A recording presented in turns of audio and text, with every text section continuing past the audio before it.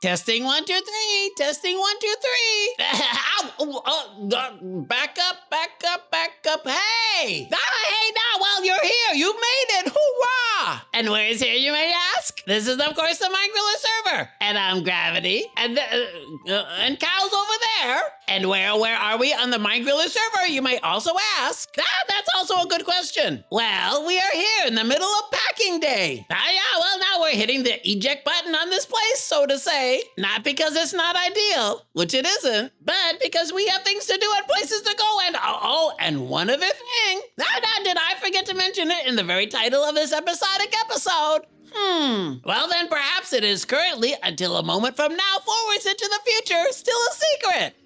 And said secret is, drum roll please, gas from the audience. A dive from a higher tower into a thimble of water. Sploosh. Nay. This very specific episode is in fact a season 1 finale. Now, in order to ensure that Cow's separation anxiety does not get the better of him, as a sort of gift, I have decided to bring along a few things to comfort him, which include, but is not limited to, a copper golem statue, which once was a robot vacuum, but not any longer. Even though I have no idea how to reanimate him. And this guy. No, and my suit of armor, which we collected in a previous spine-tingling episode. Speaking of the glorious graveyard of previous cultural fads, those once hyped, now forgotten relics, that is to say, in an unordered list. Number 1, hoverboards. Number 2, blockbuster. Number 3, Juicy Couture anything. Number 4, flash mobs. Number 5, Tamagotchis. Number 6, Nintendo Wii. Number 7, Leah Michelle. No.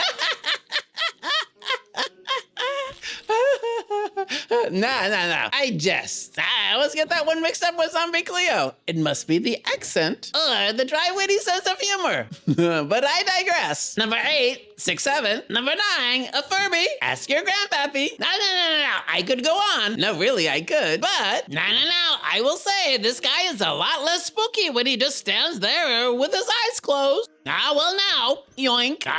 Personally, I don't see what Cow and this guy see in him. Uncanny Valley-esque similarities to hermit crafters notwithstanding. No. I must correct myself, which I am not often want to do. It's not like I have a linear editor with which I can go back and correct things. I would never. No, it is, if I may be so bold as to say, not proper for one such as I to generalize even in reference to small groups. And so, inasmuch as, therefore, and under Sabola, I will exclude Joe Hills and the aforementioned Zombie Cleo. Also that little shouty guy. Do you plural think he still has both his tonsils? Now I will have you, the most retentive of viewers of this channel, know that once upon a time, long ago, in a time and place far, far away, I had a grandpappy who used to profess that if you wanted a good lawyer, you should look for a short one. Because way back when, saying crude, inappropriately, socially uncouth, underhandedly demeaning things was a common pastime. Like Uncle Milty thumping out "You Are My Sunshine" in the parlor room of your libertine Beverly Hills neighbor come D-list actress to uproariously and evidently comically tipsy hobbledehoys, mind you. No, I didn't say that either. Well now, perhaps the most observant of viewers of this channel will have already noticed that just here on the other side of this mountain is something of interest to we three. Now the newish leash mechanics are quite something to behold. And I just walk along and these guys sort of bounce all over the place like slingshots. Whoa.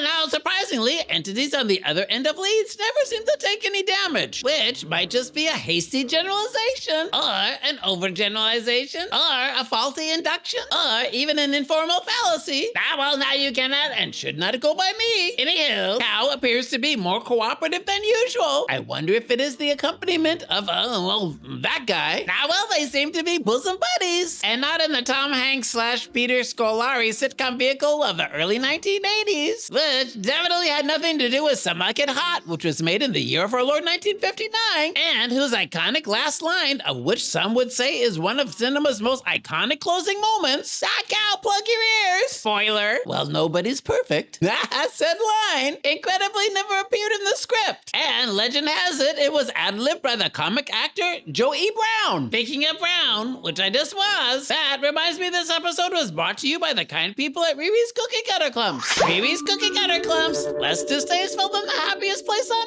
earth.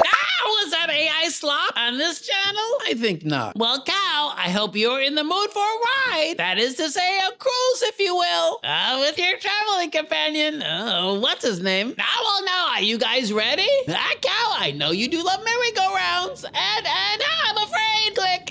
Whoosh, and they're off. Well, now, there was one other matter of business. And that is, of course, the news that Mojang will remove all obfuscation from their Java edition. Now, I believe this will come with a Mounts of Mayhem drop release update thing. Now, many of you will not know that behind the scenes, I have made some mods, which some of you will recognize. But this change by Mojang will result in newly needed remappings or targetings. Now, what this means for Parchment or Yarn mappings, the latter of which is used by Fabric mods, is unknown to me. Now, I guess we are beginning an unknown journey to a mapping-free existence. Now, it is foreign in that it is strange to even imagine. Now, this whole de-obfuscation occurrence was not something Cow nor I imagined. Now, so there's that. Okay, well, now, first thing first, let's clean up these carts. Now, we cannot have them here banging into each other willy-nilly, like Mohawks fitting bunkers at Madame Wong's in the late 1970s, in a particularly seedy part of downtown Los Angeles, which the most observant of viewers will have recognized that, although the facade of said venue is not a key location, nor the focus of any plot in Chinatown, it does, in fact, appear in a street scene in Roman Polanski's,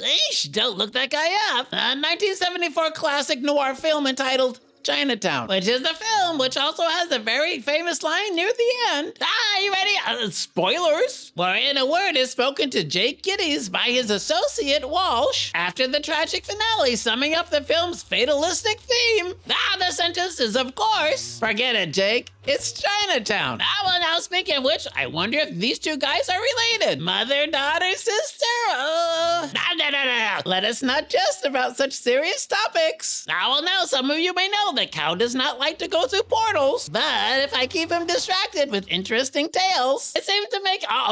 he's gone. And that guy too. Okay, ready? It's my turn. I'm afraid. No. Here we go. Ready? And the end. And you both made it. You're here. Hoorah! Let us not dilly-dally. We have places to go and things to do. I cannot remember exactly what they are, but they will come to me any minute. Speaking of which, it's been a moment now since I mentioned that we here in the Mindfiller server do not use the F3 keybind. It has in fact been disabled. So as to exactly where we are and where we're going, I have no idea. Well, now that is not totally accurate. I will say we are here in the Nether and we desperately do not want to stay here for longer than we need to. The high sulfur content in the air tends to make Cow's hair frizz up at the ends, and no one wants that. Speaking of unnatural amounts of frizz, a transition for the ages, mind you. Someone named Bob Ross, a painter, who perhaps was more known for his process than his results. You plural may know for his signature hair, which was a giant curly perm. Spoiler. However, although, and under Sabova, it is not likely that he spent a lot of time in the Nether, as far as we know.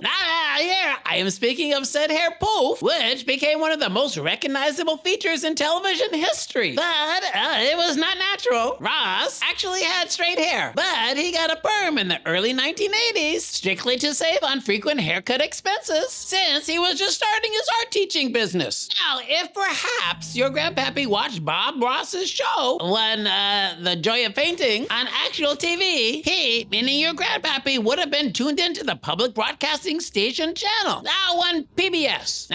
It, meaning said show, which premiered on January 11th, 1983, and ran until May 17th, 1984, which I only mentioned because just before this very episode, Cow and I watched the spanking new trailer.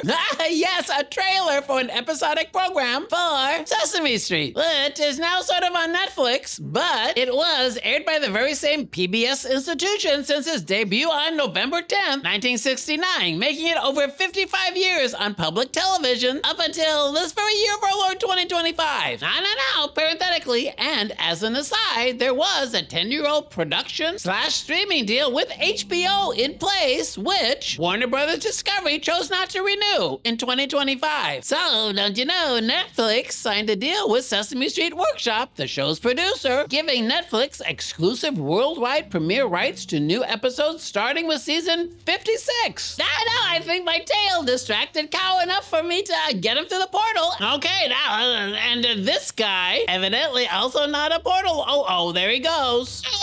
And it's my turn also. I miss Cow already.